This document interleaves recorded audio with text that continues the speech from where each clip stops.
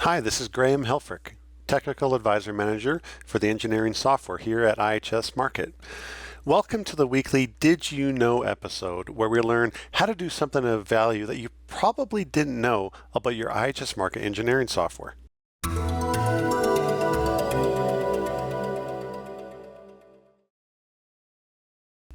Today we're going to discuss how you can take a well on gas lift and reliably calculate your bottom hole flowing pressures using either your tubing or your casing pressure history.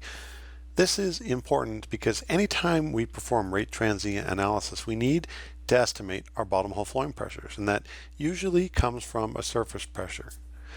Historically, you may not have even been aware that you could do this for a well on gas lift, and today I'm going to show you how you can. So let's have a look in the Harmony Enterprise software and see how this works. Here we have an oil well on gas lift. We see the historical daily oil production rates, water rates, and gas rates. We've also got our flowing tubing head pressures here in blue.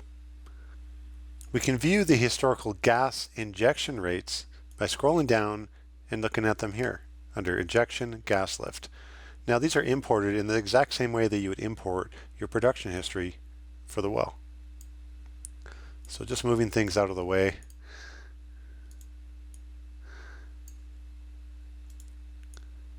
We've got our produced gas volume or rate from the reservoir. We have our injected gas rate, and I've made a calculated variable here that combines these two together.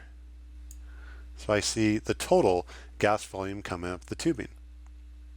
And that's combining the gas from the reservoir, the injection gas, making this total volume. So this will be used for our pressure loss calculations in the tubing. So how does this work in the wellbore? Well, normally for a naturally flowing well, we'll simply select our flow path as tubing or casing or annulus. In this case, we're going to select gas lift. So when this option is turned off like I have it here, what's going to happen is that gas injection volume is going to assume that it comes down the annulus and it enters the tubing at the end of tubing. So some people call this poor boy gas lift. So this will basically allow the software to take the tubing flowing pressure and calculate down to the end of tubing using both the injected gas volume plus the reservoir production volumes. From the end of tubing, it'll do a second pressure loss calculation down to the midpoint of perforations, and that's how it comes up with the bottom hole pressure. The other option is if we turn on this, we can specify what depth we want the gas valve at. In this case, we can see it here on the wellbore schematic. So in this case, we will take the injected volume, go down here and inject it at this point where we specified the depth.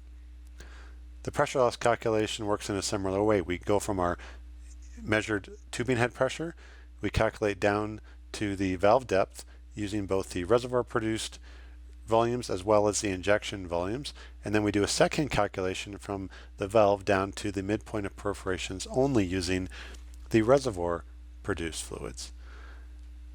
In our production editor, we can even see this. We can see our gas volume from the reservoir that we've imported, oil volume, water volume, tubing head pressure, and then I've imported my gas lift volume that I've injected as well. I've made this custom calculated variable here by going to add data set, and this is simply combining the injected volume plus the reservoir produced volume for the gross volume coming up the tubing. Setting my pressure source, we can click calculate, and our bottom hole pressure is calculated every day considering all of these variables, and we can even see it back on the diagnostic plot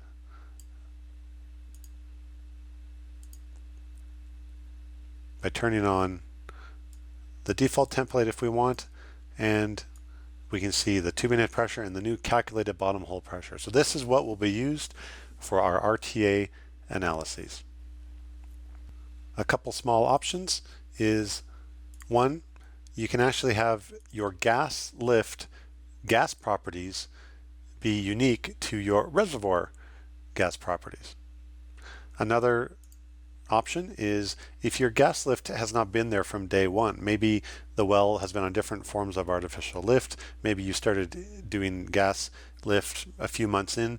That's fine. Just like any wellbore, you can add historical wellbore configurations to honor those flow paths and that production through time so that your bottom hole pressure is always correct.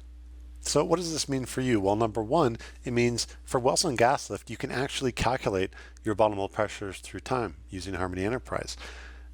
The big takeaway from this is, of course, RTA is possible for wells on gas lift using the technique I just showed you here to come up with those bottom hole pressures. And thank you for watching.